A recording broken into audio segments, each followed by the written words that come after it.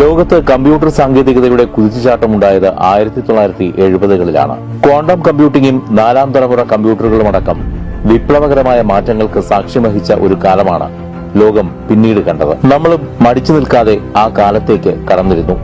എങ്കിലും നാട്ടിൽ നിലനിന്നിരുന്ന സാമ്പത്തിക നയങ്ങൾ ആ മേഖലയിലെ വളർച്ചയ്ക്ക് വിഘാതം സൃഷ്ടിച്ചു. അനിവാര്യമായ മാറ്റത്തോടൊപ്പം നമ്മുടെ സാമ്പത്തിക നയങ്ങൾക്കും മാറ്റം വന്നു. ഇന്ത്യൻ കമ്പ്യൂട്ടർ വാണിജ്യം ഏറ്റവും വളർന്ന കാലമാണ് 1990 മുതൽ 2000 വരെയുള്ള 20ാം നൂറ്റാണ്ടിന്റെ അവസാന പതിറ്റാണ്ട്. ഒരുപക്ഷെ കമ്പ്യൂട്ടർ വിപ്ലവം തന്നെ ഇന്ത്യയിൽ സംഭവിച്ച പതിറ്റാണ്ട്. ഏതൊരു സാധാരണക്കാരനും കമ്പ്യൂട്ടർ വാങ്ങാവുന്ന അവസ്ഥ സംജാതമായത് ഈ കാലത്താണ്.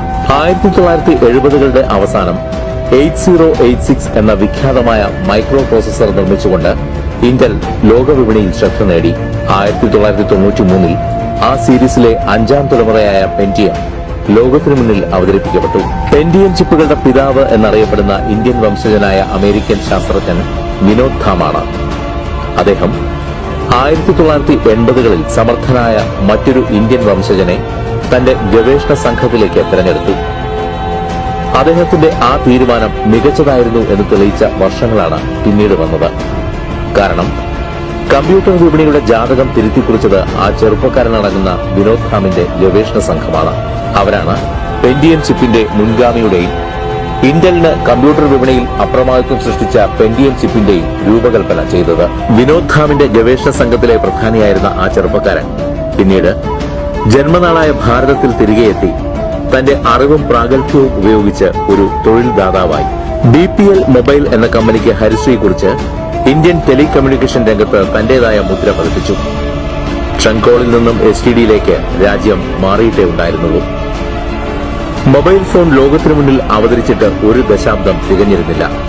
ഫോൺ കണക്ഷൻ കിട്ടാൻ വർഷങ്ങളുടെ കാത്തിരിപ്പ് വേണ്ടിയിരുന്നു. ടെലിഫോൺ ബൂത്തുകളായിരുന്നു നാട്ടുകാർക്ക് ഏക ആശ്രയം. ആ സാഹചര്യത്തിലാണ് ഇന്ത്യയിലെ കമ്മ്യൂണിക്കേഷന്റെ തലവര മാറ്റി എഴുതിക്കൊണ്ട് BPL മൊബൈൽ അവതരിച്ചത്. BPL മൊബൈലിനെ $100 കോടിയിലധികം വിറ്റുവരവുള്ള ഒരു കൂറ്റൻ കമ്പനിയാക്കി മാറ്റി. അന്നത്തെ കഠിനാധ്വാനിയും സ്ഥിരോത്സാഹിയുമായ ആ ചെറുപ്പക്കാരൻ ഇന്ന് കേന്ദ്ര ഇൻഫർമേഷൻ മന്ത്രാലയം ഭരിക്കുന്ന വ്യക്തി കൂടിയാണ്. അദ്ദേഹത്തെ നമ്മളിൽ എത്ര പേർക്കറിയാം? അദ്ദേഹത്തിന്റെ പേരാണ് രാജീവ് ചന്ദ്രശേഖർ. തൃശൂരുകാരനായ എയർഫോഴ്സ് ഉദ്യോഗസ്ഥൻ MK ചന്ദ്രശേഖരന്റെ മകൻ. ബാല്യകാലം കേന്ദ്രീയ വിദ്യാലയത്തിലും എയർഫോഴ്സ് ബേസുകളിലും ആർമി ക്യാമ്പുകളിലുമായി ചിലവിട്ട തികഞ്ഞ ദേശീയവാദി. മണിപ്പാൽ ഇൻസ്റ്റിറ്റ്യൂട്ടിലും ചിക്കാഗോയിലെ ഇല്ലിനോയി ഇൻസ്റ്റിറ്റ്യൂട്ടിലും പഠനം നടത്തിയ ഇന്റൽ പോലുള്ള ലോകോത്തര കമ്പനികളിൽ ഗവേഷകനായി ജോലി ചെയ്തിരുന്ന ഇന്ത്യയിലെ മൊബൈൽ ഫോൺ വിപ്ലവത്തിന്റെ അമരക്കാരിൽ ഒരാളായ ടെക്നോക്രാറ്റ്. നിരവധി മാധ്യമങ്ങളടക്കം പലവിധ സംരംഭങ്ങൾക്ക് നാന്ദി കുറിച്ച യുവ സംരംഭകൻ. ജീവത്യാഗം ചെയ്ത നമ്മുടെ സൈനികരുടെ കുടുംബത്തിനും വിധവകൾക്കുമായി ഫ്ളാഗ് ഓഫ് ഓണർ ഫൗണ്ടേഷൻ എന്ന സംഘടന രൂപീകരിച്ച മനുഷ്യസ്നേഹി. സൈനികർക്കായുള്ള പ്രവർത്തനങ്ങളുടെ പേരിൽ ഇന്ത്യൻ സൈന്യം ബഹുമതി നൽകി ആദരിച്ച വ്യക്തി. 2015-ൽ മോദി ഗവൺമെന്റ് സാക്ഷാത്കരിച്ച സൈനികരുടെ വൺ റാങ്ക് വൺ പെൻഷൻ എന്ന വിപ്ലവകരമായ മാറ്റത്തിനായി ഒരു പതിറ്റാണ്ടോളം പൊരുതിയ പോരാളി. വൺ റാങ്ക് വൺ പെൻഷൻ നിലവിൽ വരുന്നതിനായി സമരം ചെയ്ത പൂർവ്വ സൈനികരോട് ചർച്ച നടത്തി അവരെ സമരത്തിൽ നിന്ന് പിൻവലിപ്പിക്കുകയും കേന്ദ്രത്തിൽ നിന്ന് അനുകൂല തീരുമാനം സാധ്യമാക്കുകയും ചെയ്ത വ്യക്തി. ന്യൂഡൽഹിയിലെ അദ്ദേഹത്തിന്റെ ഓഫീസ് ടൂർ അലങ്കരിക്കുന്നത് പരമവീര ചക്രം ലഭിച്ച സൈനികരുടെ ചിത്രങ്ങളാണ്. ഒരു പരിചയസമ്പന്നനായ IT വിദഗ്ധൻ എന്ന നിലയിൽ ഭാരതത്തിന്റെ IT നയങ്ങൾ രൂപീകരിക്കുന്നതിൽ പ്രധാനി.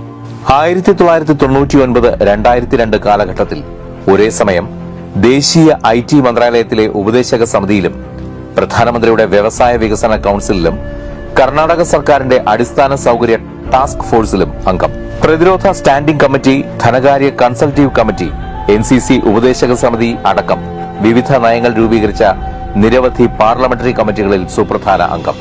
ബംഗളൂരു ജില്ലാ വികസന സമിതി കോ chairman, Jupiter capital flag off owner foundation, നമ്മ ബാംഗ്ലൂരു ഫൗണ്ടേഷൻ, RC ഫൗണ്ടേഷൻ തുടങ്ങിയവയുടെ ഫൗണ്ടർ.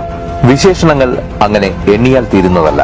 ബിസിനസിന്റെ അലകും പിടിയും നന്നായി മനസ്സിലാക്കിയ, സൈനികരുടെ ജീവിതവും യാതനകളും വേദനകളും തൊട്ടറിഞ്ഞ, ദേശീയതയിൽ അടിയുറച്ചു വിശ്വസിക്കുന്ന ഒരു പരിപൂർണ പ്രൊഫഷണൽ. അതാണ് രാജീവ് ചന്ദ്രശേഖർ. മലയാളി, മനസ്സിലാക്കാതെ പോയ ഒരു മലയാളി.